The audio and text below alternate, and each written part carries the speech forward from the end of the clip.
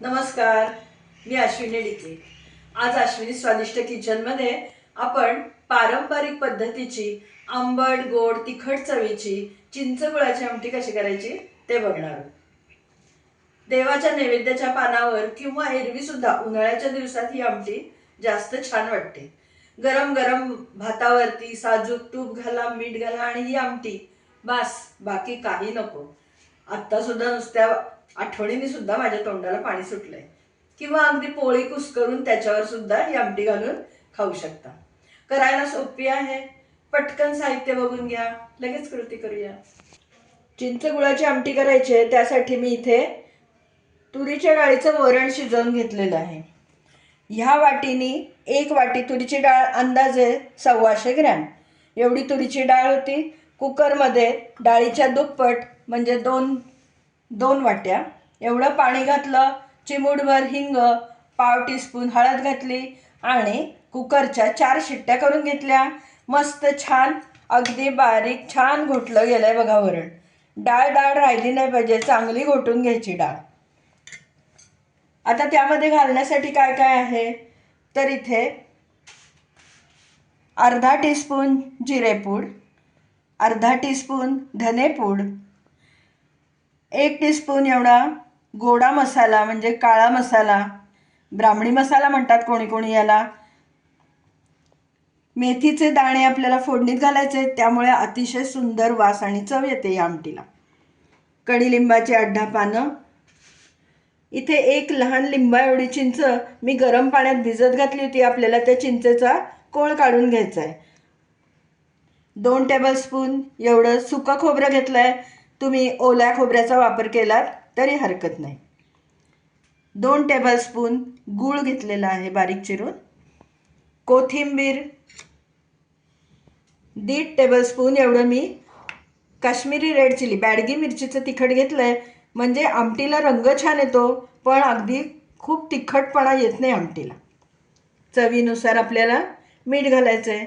याशिवाय आपल्याला काय लागणार आहे तर 3 टेबलस्पून एवढं खाण्याचं तेल फोडणीसाठी, आणि त्यासाठी मग मोहरी, जिरं, हिंग आणि हळद। एवढ्याच साहित्यामध्ये अतिशय चविष्ट अशी ही चिंच गुळाची आमटी आपली आज तयार होणार आहे।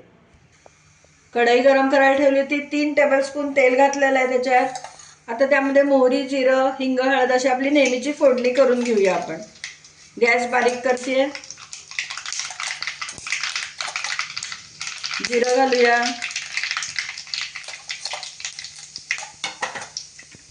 मेथी दाणे, कडीलिंबाची पानं, हिंग, हळद, मध्येच मी आता हे लाल तिखटही घालणार आहे। आपण या आमटीला कांदा लसणाचा वापर करत नाही आहोत।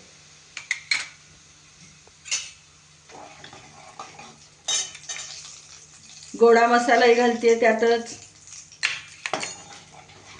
फोडणीमध्ये हे सगळं घातल्यामुळे काय होतं, छान खमंगपणा येतो आमटीला। चिंचेचा कोळ काढून घेतलाय, तोही घालते याच्यातच।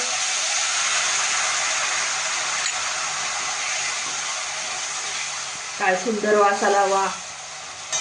आता त्यामध्ये आपण थोडं पाणी घालूया, म्हणजे मग सगळे मसाले जळणार नाहीत, पण छान एकमेकांमध्ये मिसळून चव आणि रंग अगदी उठून येईल।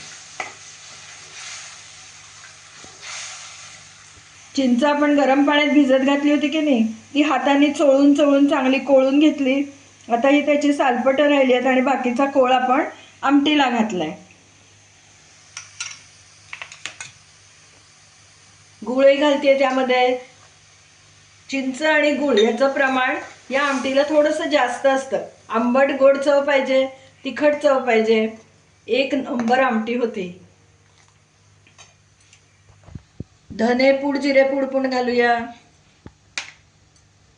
जिरेपूड, मीठ चवीनुसार घालायचं आहे आपल्याला।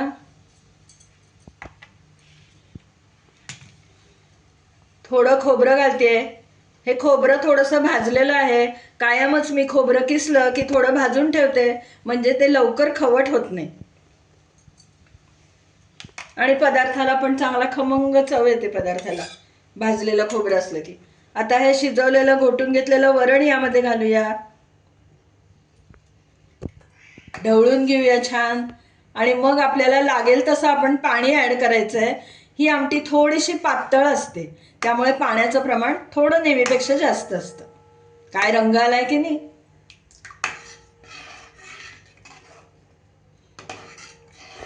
गरजेनुसार पाणी घालायचं आहे. पहिल्यांदा आपण 1 वाटी पाणी घातलं होतं, आता साधारण 2-2.5 वाट्या पाणी आहे. आपल्याला हवं त्या प्रमाणामध्ये पाणी घालायचं आणि आमटी छान उकळू द्यायची. उकळताना थोडी कोथिंबीरही घालूया.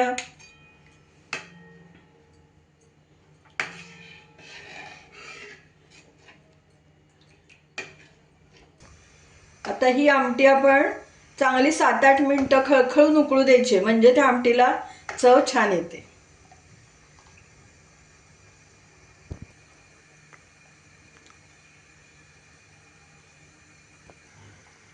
काय मस्त उकळते की नाही आमटी, लगेच खायची इच्छा होतीये. थोडंसं खोबरं घालते वरून आणि थोडी कोथिंबीर घालूया. आपली चिंच गुळाची चटपटीत मस्त चमचमीत आंबट गोड तिखट चवीची आमटी करून अगदी तयार झाली आहे. गॅस बंद करते.